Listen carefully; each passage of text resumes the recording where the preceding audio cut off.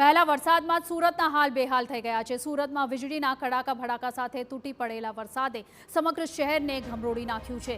Athwa lines, Katargam, Varachha અને અડાજણ સહિતના અનેક વિસ્તારોમાં જળબંબાકારની સ્થિતિ સર્જાઈ છે। રસ્તાઓ તળાવમાં ફેરવાઈ જતા વાહન ચાલકો અને સ્થાનિક રહીશોને ભારે હાલાકીનો સામનો કરવો પડી રહ્યો છે। ધોધમાર વરસાદને કારણે જનજીવન પ્રભાવિત થયું છે, જેમાં ખાસ કરીને ઉધના 3 રસ્તાથી ઉધના રેલવે સ્ટેશન જતો આખો રોડ પાણી ભરાવાને કારણે જે છે બેટમાં ફેરવાઈ ગયો હોય તેવા દ્રશ્યો સર્જાયા છે। ચોતરફ જળબંબાકારની સ્થિતિ જોવા મળી રહી છે, જેના કારણે વાહન ચાલકો અને શાળા કોલેજના વિદ્યાર્થીઓને ભારે હાલાકીનો સામનો કરવો પડ્યો છે। ક્યાંક વાહનો પાણીમાં બંધ થઈ ગયા છે તો ક્યાંક પાણી ભરાતા એમ્બ્યુલન્સ પણ પાણીમાં ફસાઈ ગઈ। રેલવે સ્ટેશનના વેઇટિંગ એરિયામાં ગોઠણ સુધી પાણી ભરાઈ જતા મુસાફરોને હાલાકી ભોગવવાનો વારો આવ્યો છે।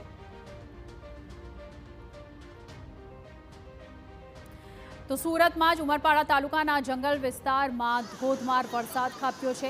ભારે વરસાદના કારણે કોતરોમાં જે છે પુષ્કળ પાણીની આવક થઈ છે। આ સાથે જ કદવાલીથી ઓખવાડા ગામને જોડતો રસ્તો બંધ થઈ ગયો છે। રસ્તા પર ભારે પાણી વહેતા થયા છે અને વાહન વ્યવહાર પૂરી રીતે ઠપ થઈ ગયું છે। આ તમામ દ્રશ્યો ખૂબ જ ચોંકાવનારા છે।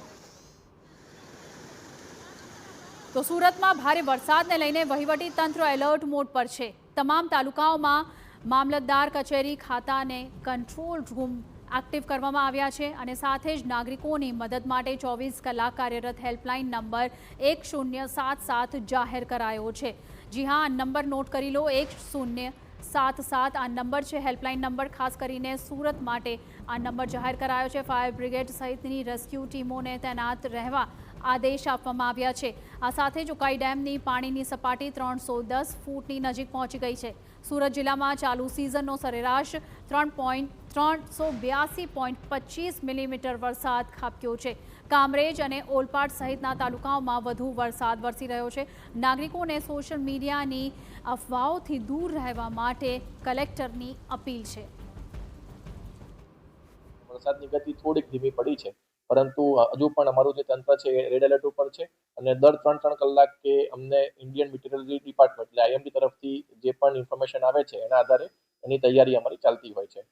સમગ્ર જિલ્લામાં તમામ મામલતદાર રૂમ જે છે કંટ્રોલ રૂમ કાર્યરત છે। સાથે સાથે જ્યારે પણ કોઈ પણ પ્રકારનું માહિતી આપણને આવે તો આપણી જે નીચેની ટીમ્સ છે, જેમાં ખાસ કરીને ફાયરની ટીમ એ ત્યાં જતી હોય છે।